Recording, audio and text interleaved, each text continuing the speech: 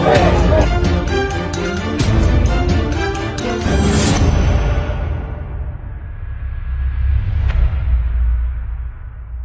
I'm having the great pleasure to be sitting here with a very, very special person for the network. This is Mr. Kari Valros, and he is the European ambassador of OneCoin. So he is somebody who drives actually the network in Europe, be it the Scandinavian countries, Germany, UK, but also Russia and Kazakhstan, which are very important markets for us actually. So Kari, how have the last months been for you? Oh, where could I be? Where could I start? So first of all, I'm very happy to be here with you with the new fantastic office. But since I started my travel as an ambassador, it has been an amazing journey for me. I've been a kind of a rock star in the industry long time, but actually this is created me first time in my life to be a little bit humble, but absolutely honorable to have to work with the people, because I never seen so many happy people in my life ever. So wherever I arrive, people are happy and smiling and very polite, and it feels like a big family which is being created all around. So it's been an amazing experience so far. So I know you want to ask me some questions, but before we do this, I want to ask you one. We all know that I'm more a financial person and not so much in the network, but share with me, why do you think people like OneCoin so much? What is the reason that they get excited by the concept and like it? I think first thing is because there are no demands. It's, you can join and you are not asked to do anything. That is something that people are attracted to. And once they get the right information, which is, by the way, not really available because there is so many wrong information, but once you give them the right information, it's so simple and clear and understandable. And I think because there is no demand and people see that they belong something. Mm-hmm. They belong something bigger, and this is how I think it is the most important thing. Well, this makes me, of course, very, very happy. Now, you want to ask me a few questions, so go ahead. Well, of course, I work basically in Europe and CIS. So, what Europe means to OneCoin? Well, Kari, we started actually. OneCoin was when we started. It was strongest in Hong Kong and in China. So we opened the first office in Hong Kong, and we received huge support from these markets. China is a very, very interesting country. They love innovations, they love cryptocurrency, and they supported us in the beginning very, very much. Then when I speak about cryptocurrency and the users of cryptocurrency, I believe the emerging markets will be the users actually of cryptocurrency, not so much Europe, because Europe is spoiled. If I want to send money from Bulgaria to Sweden, it's very fast, yeah? It goes really, really fast. Or the guys from Germany to UK. It is not that difficult, like, for example, from Singapore to India. But what for me is special about Europe is Europe normally are the earliest adopters to any technology. Very, very sophisticated people who understand innovation, who are the first ones trying it out. So whenever they get excited about something, it gets quite big actually in the world.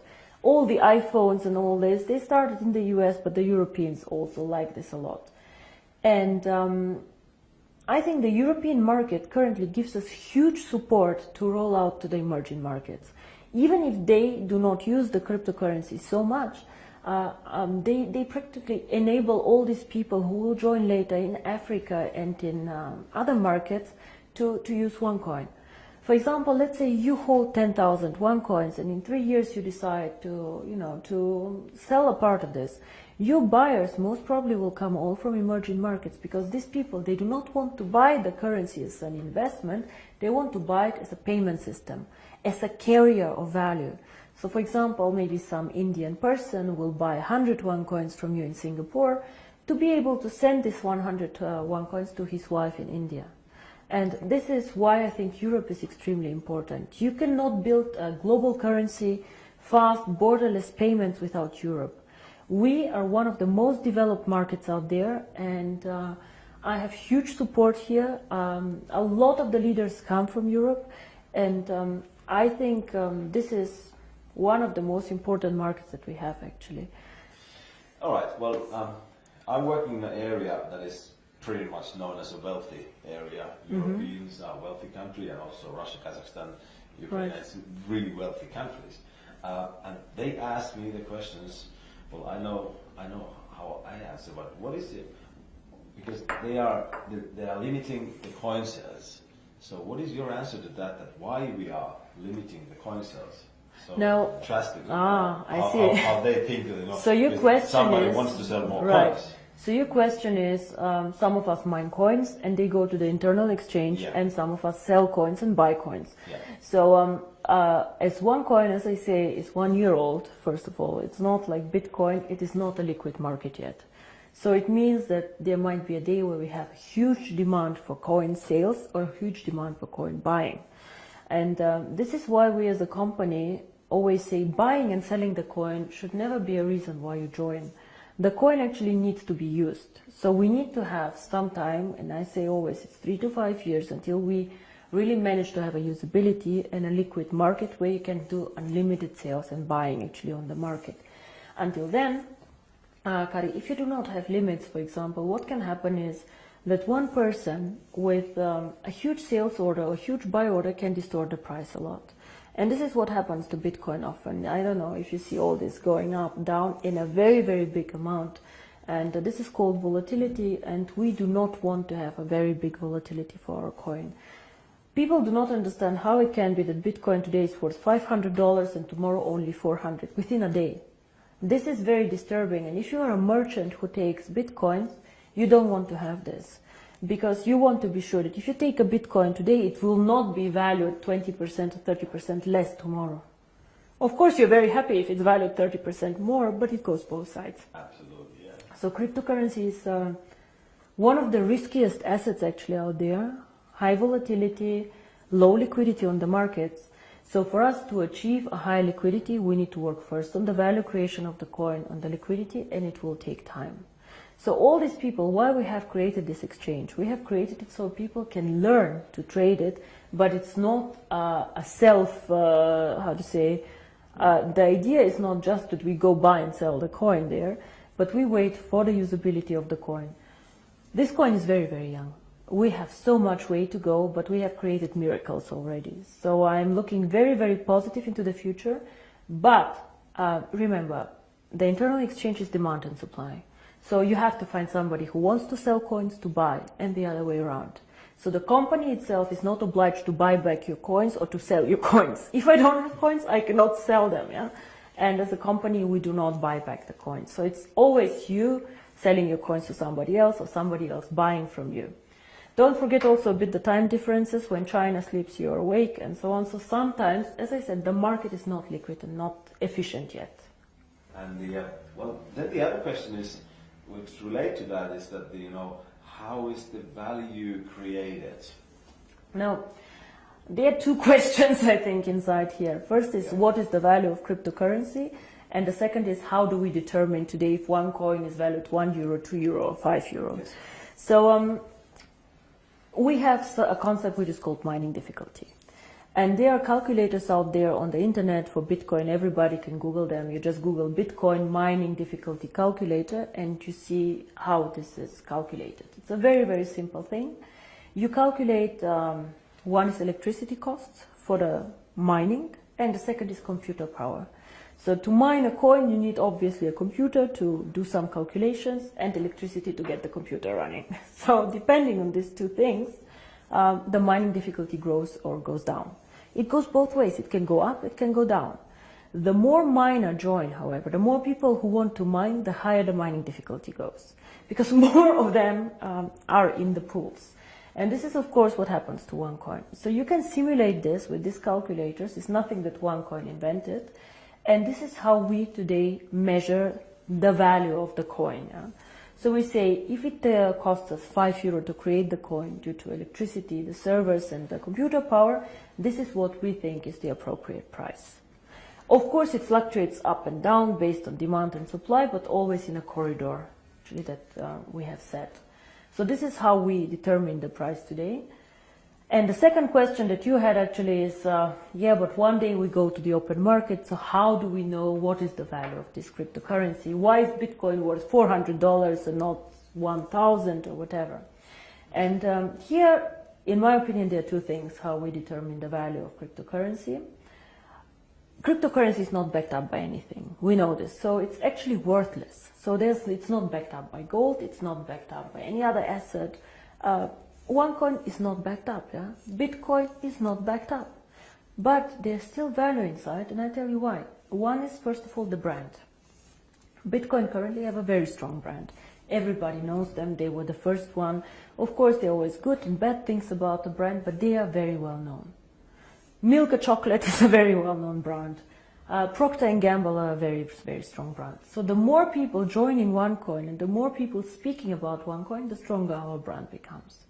And this, I think, is something that makes us really a family, because if you go in the network marketing approach and go and sell shampoo, it does not make you stronger if somebody on a sideline sells shampoo. Only your downline makes you happy. But here, if another team makes OneCoin popular out there, this makes also your coin stronger and your team stronger. And this is something very, very special about OneCoin, I think. So the brand.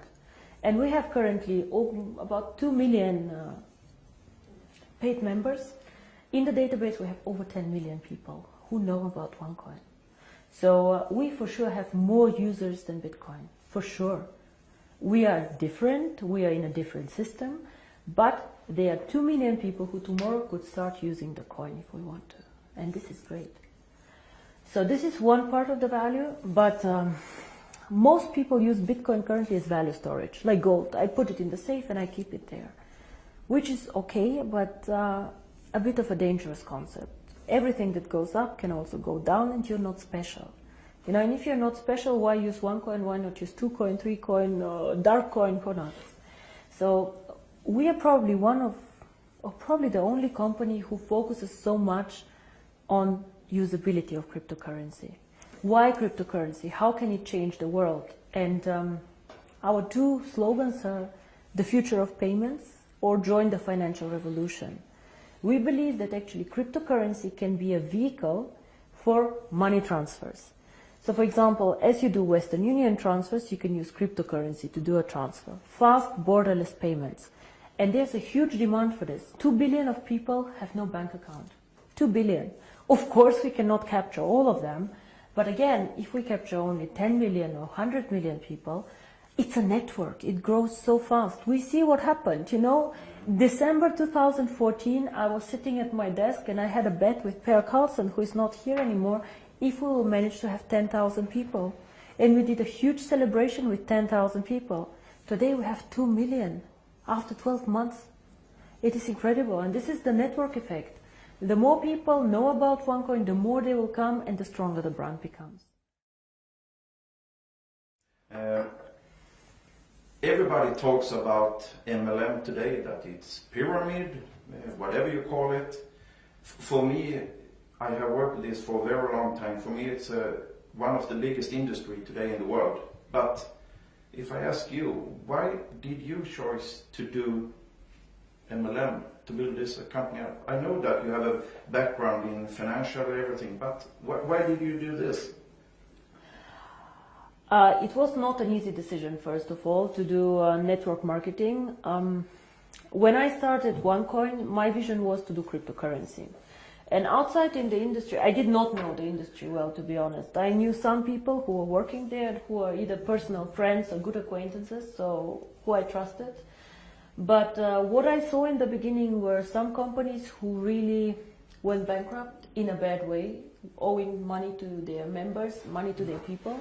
But I also saw some mainly product-based companies who were doing a very, very good job out there and an impressive track record.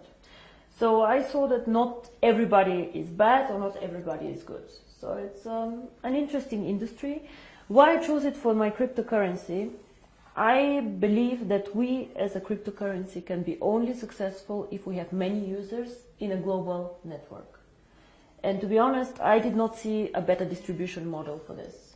I did not see another way to attract people in to the cryptocurrency and these people to be spread out geographically so well. One coin can work only if it does cross-border payments. So if I have one coin only in China or only in Europe, it will not work well. We need the emerging markets, which is Asia, Thailand, Philippines, India, Africa, very, very interesting. These are the users of the coin. And if I would have gone in a traditional way, let's say with an IPO, with big investment funds, these people can buy, let's say, 100 million of coins, but they keep them, they do not use them. So for me, it was more important to get many, many users, even with a small investment sum or with a small sum that they want to participate with, but spread out geographically. And until now, I do not regret it. It's a very competitive industry. Unfortunately, sometimes I see the concept misrepresented. Yeah? We focus mostly on education, financial education, because in my opinion, nobody can understand cryptocurrency, nobody can understand even the financial world out there without education. So education is our product, and some of our members choose to mine the coin. By the way, I don't know if you know, but currently I checked the numbers, about only 10% of our members mine currently the coin. Oh. Only 10%. So a lot of the people, or I think most of them, actually participate in the program for the education. And this is something that makes me really happy, because this is what we are. We would like to foster a financial revolution, and financial revolution always comes with knowledge, education, and I think this is a very, very big part of the company. Now, Per, you asked me about the future of the network once all coins are mined. Now, I see the network as its own system, as our own ecosystem, and I will never go and sell shampoo in this network. This will never happen, because I have never done a network marketing company before, and I do not plan to do ever again a network marketing company. But the network itself is a value. It's a business that you guys are building. And for us, of course, it's also a value, because we can push our ideas through this network, and we can do a lot of things there.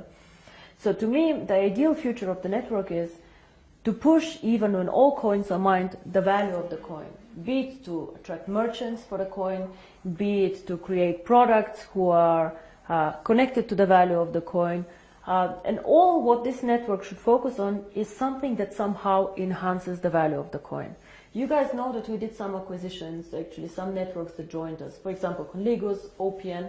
All these networks somehow helped us to build up the coin. Either they had interesting software for us, or they were geographically interested. But we never let somebody join us just because it's good or just because it's more people. We always strategically think of the future of the coin and how to make it stronger.